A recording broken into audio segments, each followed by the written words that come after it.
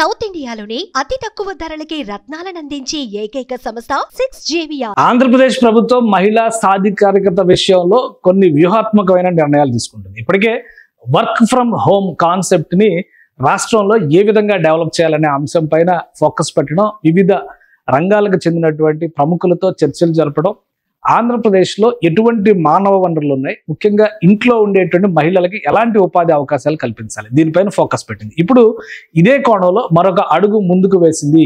దేశం అంతా కూడా ఊబర్, ఓలా, ర్యాపిడో ఇలాంటి పేర్లు మనం వింటూనే ఉన్నాం. కానీ మహిళలు, ఎక్కువ మంది రైడర్స్ పురుషులే ఉండడంతో మహిళలు ఈ వాహనాలను వినియోగించడానికి ఇబ్బంది పడుతున్నటువంటి సందర్భాలు చాలా కనిపిస్తున్నాయి.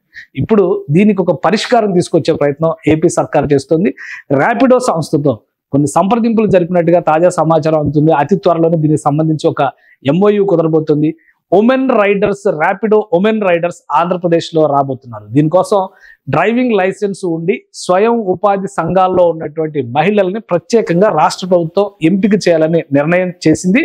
అదే క్రమంలో ఈ సంఘాలకు సంబంధించినటువంటి మహిళలకి ఆర్థికంగా చేయూతనివ్వాలని కూడా నిర్ణయించుకుంది. దీనిపైన ఇప్పటికే ర్యాపిడోతో ప్రాథమికంగా చర్చలు పూర్తయినాయి.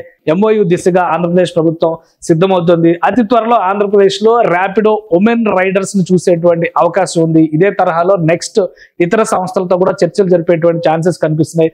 మొత్తం 400 వాహనాలని రాష్ట్ర ప్రభుత్వం సిద్ధం చేయబోతుంది. ఇవన్నీ కూడా ఈ బైక్స్ లేదా ఈ ఆటోలు, ఈ 2 కేటగిరీల్లో ఇక్కడ ఆంధ్రప్రదేశ్ ప్రభుత్వం నిర్ణయం తీసుకుంది. ఈ ఆటోలు, ఈ బైక్స్ 400 వెహికల్స్ ని రెడీ చేస్తుంది. స్వయం ఉపాధికి సంబంధించి ముద్రా లోన్స్, కేంద్ర ప్రభుత్వం సహకరించేటువంటి పథకం ఇది. ముద్రా లోన్స్ గురించి అందరికీ తెలుసు.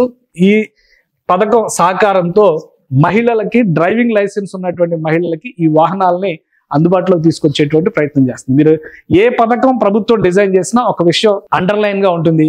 కేంద్ర ప్రభుత్వం ఎలాంటి పథకాలు ఇస్తుందో చూసి ఆ పథకాలను రాష్ట్రంలో సద్వినియోగం చేసే దిశగా ప్రణాళికను వేసి ఇతర ఫైనాన్షియల్ ఇన్స్టిట్యూషన్స్ అంటే బ్యాంక్స్ కానీ, ఫైనాన్షియల్ సంస్థలను కానీ భాగం చేస్తూ కేంద్ర ప్రభుత్వం నుంచి వచ్చేటువంటి నిధులు సద్వినియోగం చేసేటువంటి ఒక సమగ్ర ప్రణాళిక ఇందులో కనిపిస్తుంది.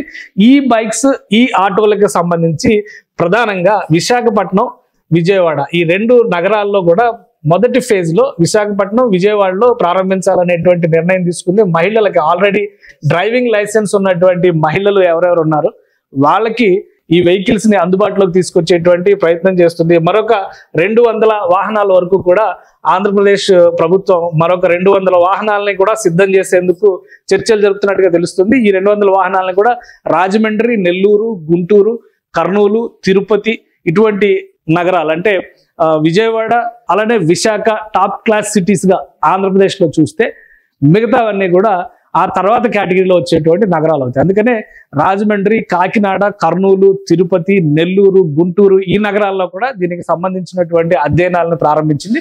మొదటి దశలో మాత్రం విశాఖపట్నం, విజయవాడలో ఈ ప్రోగ్రామ్ ని ప్రారంభించడానికి ప్రణాళికలను సిద్ధం చేస్తుంది. అలానే ఇప్పటికే ర్యాపిడో సంస్థతో దీనికి సంబంధించిన MOU పైన ఒక అండర్స్టాండింగ్ వచ్చేసారు. ఎందుకంటే ర్యాపిడో ప్లాట్ఫామ్ ఫీజు వసూలు చేస్తుంది. ప్లాట్ఫామ్ ఫీజు చెల్లించేటువంటి స్థితిలో మహిళలు ఉండకపోవచ్చు. ప్రయోగాత్మకంగా చేస్తున్నటువంటి experiment already last time election సందర్భంలో 2024 జనరల్ ఎలక్షన్ సందర్భంలో, మొన్న ఢిల్లీ ఎలక్షన్ సందర్భంలో కూడా ఊబర్ లాంటి సంస్థలు, ఓలా లాంటి సంస్థలు ఉమెన్ రైడర్స్ ని ప్రత్యేకంగా పెట్టి ఉమెన్ డ్రైవర్స్ ను ఎంగేజ్ చేసి ఓటింగ్ సెంటర్స్ కి వాళ్ళను తరలించేటువంటి ఏర్పాట్లు చేశారు.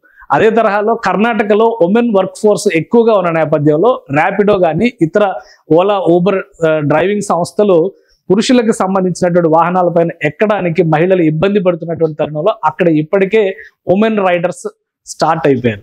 ఇదే తరహాలో ఆంధ్రప్రదేశ్లో IT సెక్టర్ కానీ, ఇండస్ట్రియలైజేషన్ కానీ అంత స్థాయిలో లేకపోయినా కానీ మహిళలకి ఈ ఫెసిలిటీని అలవాటు చేసేటువంటి క్రమంలోనే రాష్ట్ర ప్రభుత్వం ఈ కాంబినేషన్ ని తీసుకొచ్చే ప్రయత్నం చేస్తుంది. ఈ MOU ప్రకారం చూస్తే కనుక మొదటి 3 నెలలు ఎలాంటి ప్లాట్ఫామ్ ఫీజు వసూలు చేయకుండా ర్యాపిడోతో ఒప్పందం కుదుర్చుకోబోతున్నట్టుగా తెలుస్తుంది.